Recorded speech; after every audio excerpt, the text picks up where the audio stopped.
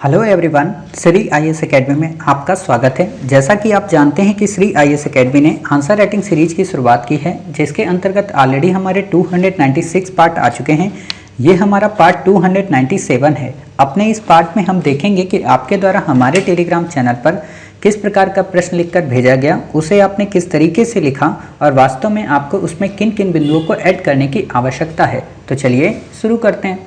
जैसा कि आप देख रहे हैं, ये प्रश्न आपके द्वारा हमारे टेलीग्राम चैनल पर भेजा गया है। तो सबसे पहले हम आपके इस प्रश्न को पढ़ेंगे, आपके उत्तर को पढ़ेंगे और देखेंगे कि वास्तव में आपने इसे कैसे लिखा है और इसमें किन किन बिंदुओं को ऐड करने की आवश्यकता है।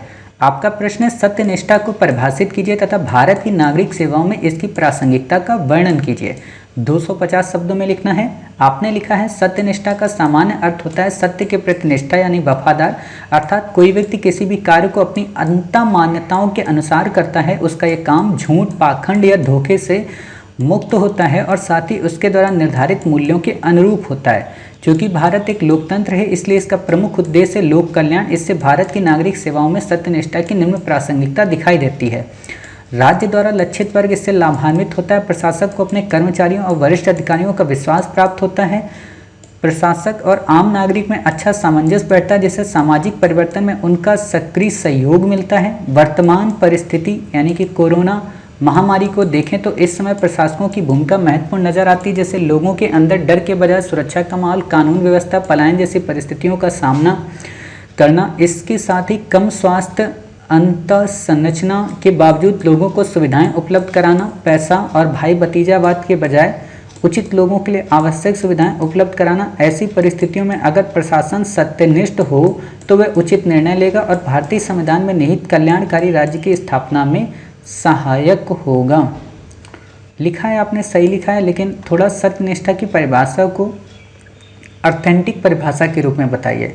मतलब यहाँ पे आपने क्या कर दिया ना कि आपने सत्यनिष्ठ, देखो इथिक्स में यही होता है कि आपको जो परिभाषा लिखनी होती है ना 2 से 3 लाइन में, वो वास्तव में ऑथेंटिक लिखनी होती है।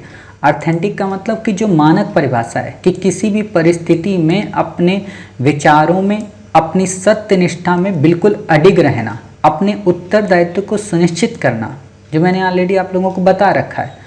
तो आपको वो चीज़ बताना है, ठीक है, कि परिस्थितियां कितनी भी विपरीत हों लेकिन वो अपने नीति नियम और सिद्धांतों से विचलित ना हो, उसे कहते हैं सत्यनिष्ठ, ठीक है। और इस सत्यनिष्ठा से फायदे क्या होते हैं? यही फायदे होते हैं कि उसके चाहे अधीनस्थ कर्मचारी हों, चाहे उससे उच्च अधिकारी हों, वो सभी उसके साथ सामंजस्य बिठा पाते हैं। जनमानस जो है वो उसके उन विचारों से काफ़ी प्रेरित होता है, बल्कि जनमानस के को लेकर जितनी भी योजनाएं होती हैं वो सही से सक्रिय कर पाता है। वहाँ का जो प्रशासन होता है वो काफ़ी अनुकूल होता है जनता के। साथ ही संविधान में जितने भी वर्णित शब्द हैं, फंडामेंटल राइट्स हैं, वो लोगों को प्राप्त होते हैं। और कोरोना के पेंडेमिक में तो वास्तव में ये चीज़ें काफ़ी अच्छे से नजर आईं, चाहे लोगों के अंदर डर की वजह, ऐसे आपको बताना है, ठीक है, कि कानून व्यवस्था को कैसे उसने नीति नियम सिद्धांतों के अनुरूप बनाए रखा।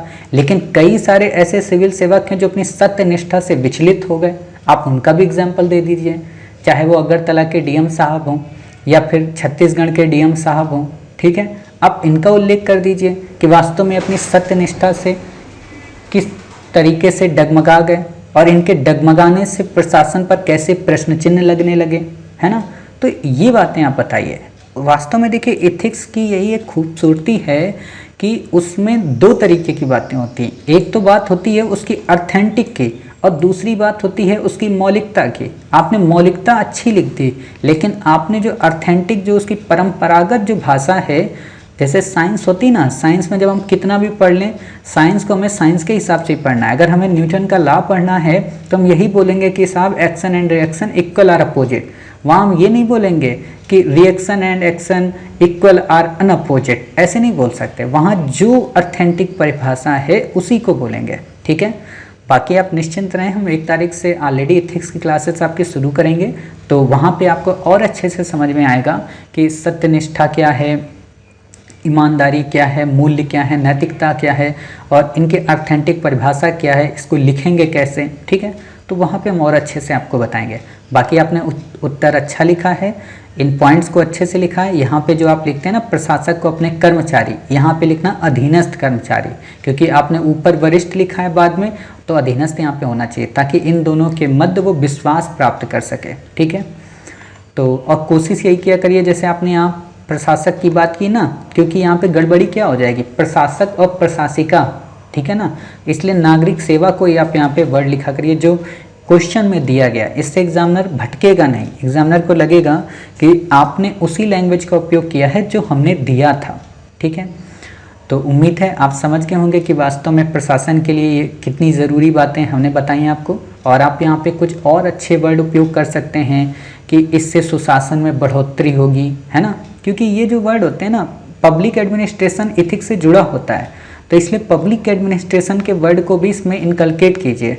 और एक और बड़ी दिक्कत ये भी आती है ना, क्योंकि आप लोग जो पढ़ते भी हैं सामान्य तौर पर या तो किसी नोट से पढ़ा होगा या किसी अध्यापक महोदय से पढ़ा होगा, लेकिन वही बात होती है कि अध्यापक इसलिए भी आपको ज़्यादा टफ नहीं पढ़ाते, उनको डर लगता है कि आपको कहीं समझ में ना आए, तो इसलिए वो भी बिल्कुल सरल भाषा का उपयोग कर लेते हैं, तो आप भी सरल भाषा का उपयोग कर लेते हैं। जबकि यूपीएससी कहती है कि हमें ऑथेंटिक वर्ड चाहिए। ठीक है, तो उन वर्डों को आप उपयोग कीजिए जिससे आपका उत्तर काफ़ी और बेहतर हो सके। जैसे आपने लास्ट लाइन लिखी थी ना, आम नागरिक में अच्छा सामंजस्य बैठता है जिससे सुशासन मजबूत होता है, जिससे सुशासन की संकल्पना साकार होती है। अब सोचो अगर आपने ये लाइन लिख दी तो कितना बेहतरीन उत्तर हो जाएगा।